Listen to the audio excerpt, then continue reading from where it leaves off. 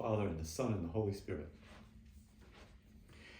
It's often said that the church is the only organization that exists for the people outside of it. That statement can be misleading, so let me clarify what people are trying to get at when they say this. The church is to be a place where healing occurs and flows naturally into the community, because that's what happens with true healing. It flows outward to those who are ready to be part of it.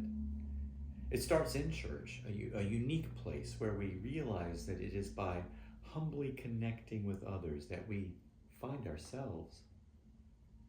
If it is a church that follows the teaching of Jesus, then it is a place where all dogma and ideology and beliefs are put aside so that we can experience God, who transcends all of that.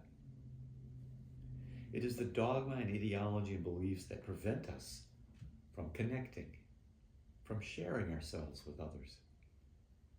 Each one forms a wall, and it is the job of the Christian to step right through those walls and say, here we are, together.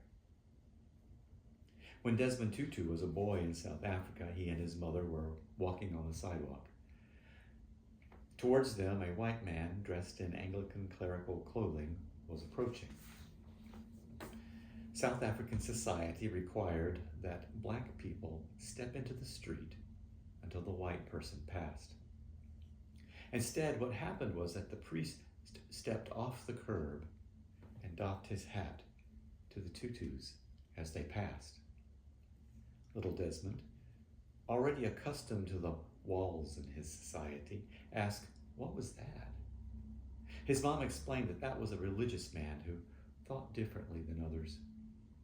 It was at that moment that Desmond Tutu decided to become a priest. The Anglican cleric had worked on his own healing, which then flowed out to the Tutus. From that, Desmond entered a path of healing and eventually was able to help his entire nation in its healing. That's what I mean by a healing that starts within and flows outward. All of us grow accustomed to the practices of our society, just as a fish grows accustomed to water. It can be hard to see how the stories and conventions that we absorb control our behavior. But it is our duty as Christians to work on letting them go, so that we can focus on relationship, on God, the force behind all of existence, that is present in that person standing in front of us. Our society drowns us in a certain message, one that asserts that we can have a lot more happiness if we're just selfish and irresponsible. That community will be just fine if we all simply go to sleep. That God, who is love, is not the foundation of all being, but is actually nothing more than a silly idea. And we will not become divided, lonely, anxious, and depressed if we throw an idea away.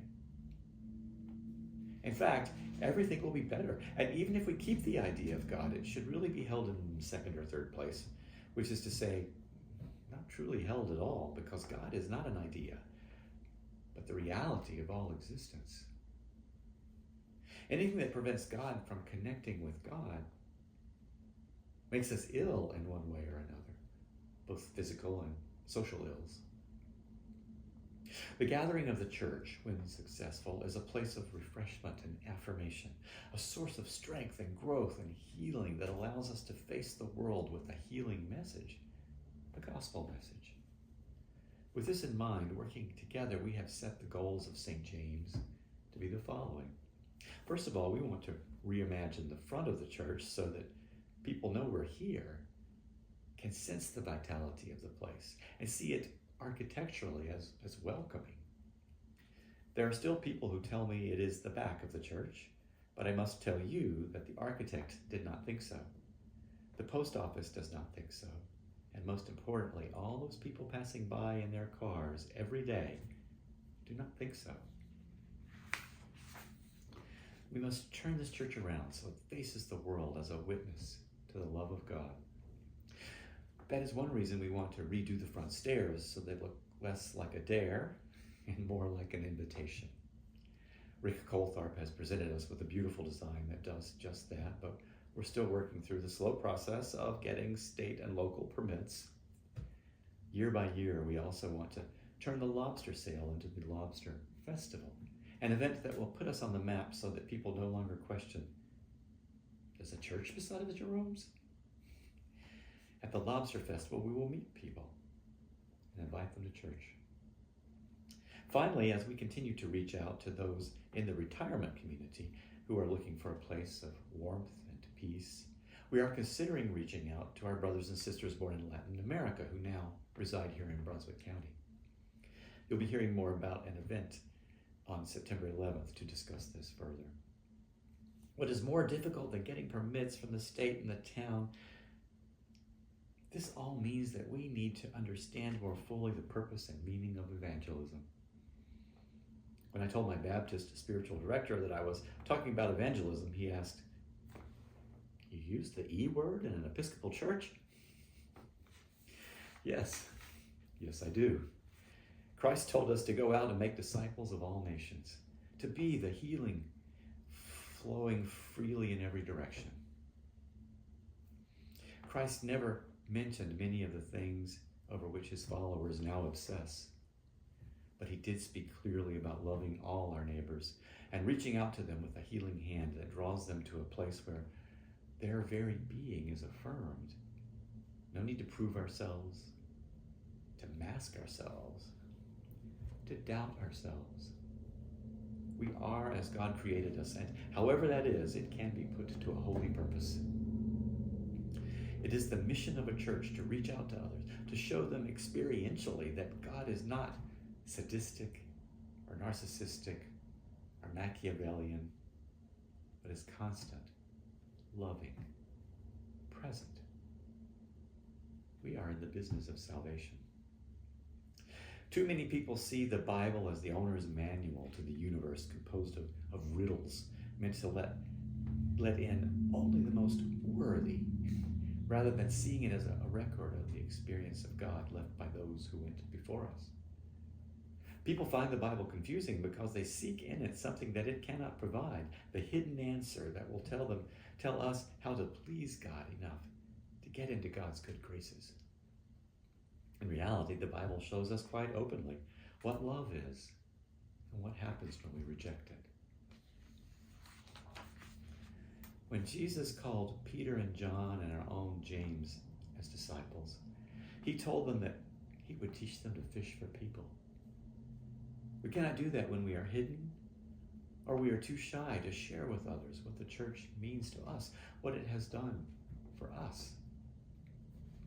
In order for healing to flow into the community, it must be real, of course. If we tell ourselves that we are the right kind of Christians, so others ought to get on board, then we're like everyone else, divisive, arrogant, cultish. Such people are simply proclaiming, "Be like me," rather than proclaiming the gospel of love that says that all people are beautiful just as God created them. Sharing our journey with another is the greatest gift we can give. In order to connect, to celebrate our unity in God, people must know that we are a safe place to be themselves and to tell their story, whatever it is. It does not imply that we agree with all of a person's opinions, because we never will. If we're looking for someone who agrees with us on everything, then we are searching for a mirror. Sharing a journey means that we recognize another's pain and joy. Remember what I taught you earlier. Feelings unite, thoughts divide. If the church is truly different from the world, if we are to have something to offer that cannot be found anywhere else, then we must be that place where everyone who is ready to receive it is lifted up, affirmed, embraced. That is what makes us different, sacred.